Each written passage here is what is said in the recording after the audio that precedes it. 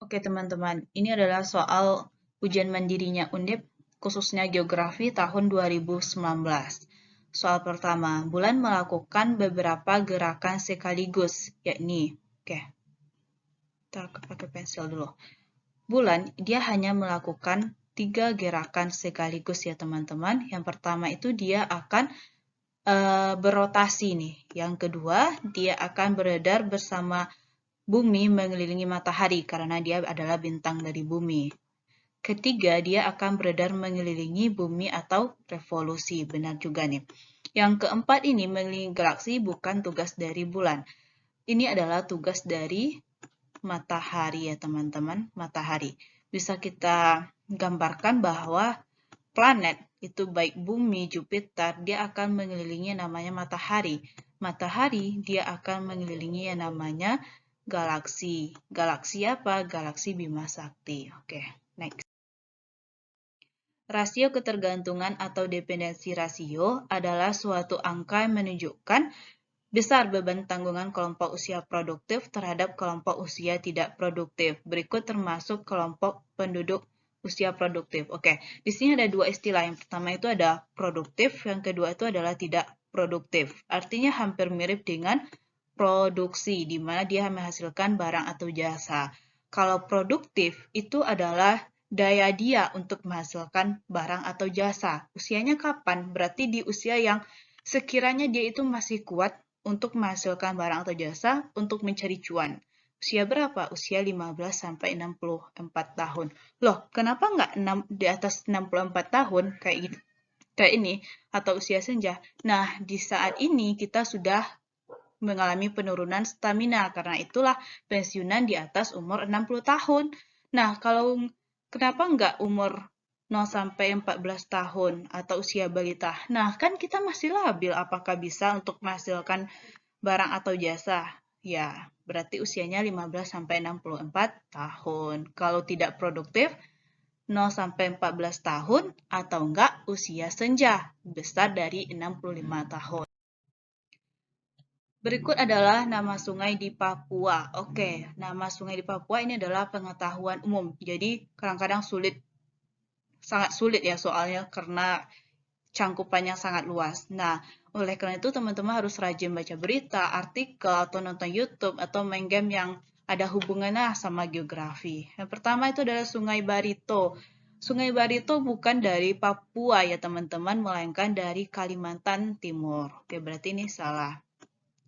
Memberamo ini jelas dari Papua. Kemudian Kayan, no, ini dari Kalimantan Utara.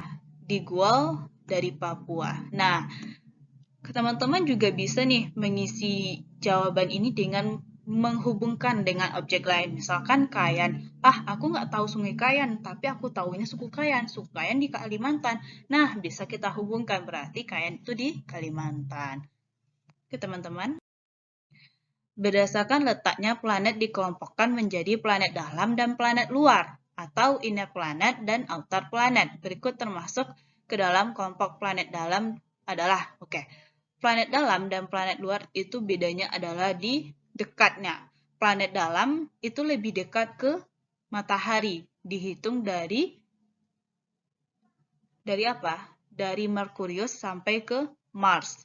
Dari Merkurius, Venus, Bumi, Mars. Kemudian ada namanya sabuk asteroid, yaitu sabuk yang memisahkan antara planet dalam dengan planet luar, atau antara Mars dengan Jupiter. Jupiter udah masuk ke planet luar. Jupiter, Saturnus, Uranus, Neptunus sudah masuk ke planet luar. Maka jawabannya adalah Mars benar, Venus itu adalah masuk ke planet luar dalam juga berarti benar. Kemudian Jupiter, kayak kita bilang tadi, Jupiter sudah masuk ke planet luar. Kemudian Merkurius masih masuk ke planet dalam. Nah, untuk gampangnya bisa lihat nih.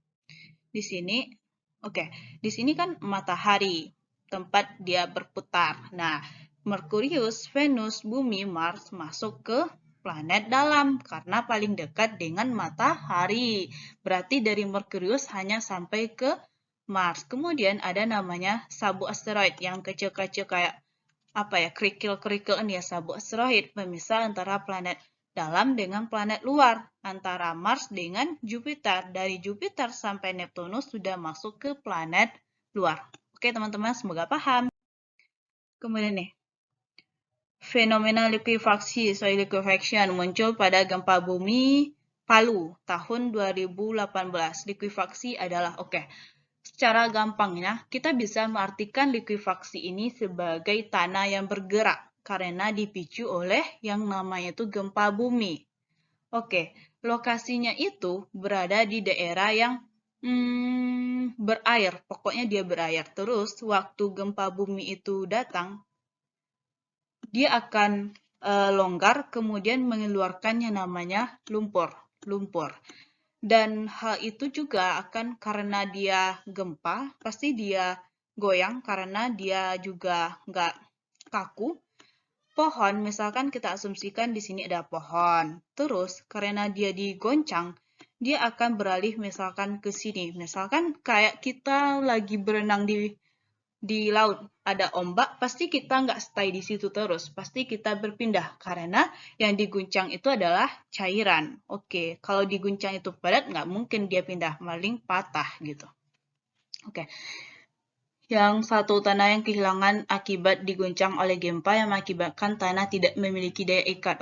Diguncang oleh gempa, ini benar sekali ya teman-teman. Kemudian tanah bergerak serta bangunan dan pohon berjalan. Dia akan berjalan dari ke tempat yang lebih rendah kayak ini tadi ya. Kemudian tanah yang berada di gelincir miring seperti tanduk. Ini benar sekali karena dia itu adalah lapisan yang tidak kaku. Kemudian lapisan yang padat sama kaku sama aja, berarti dia salah. Teman-teman, mungkin segitu dulu. Terima kasih.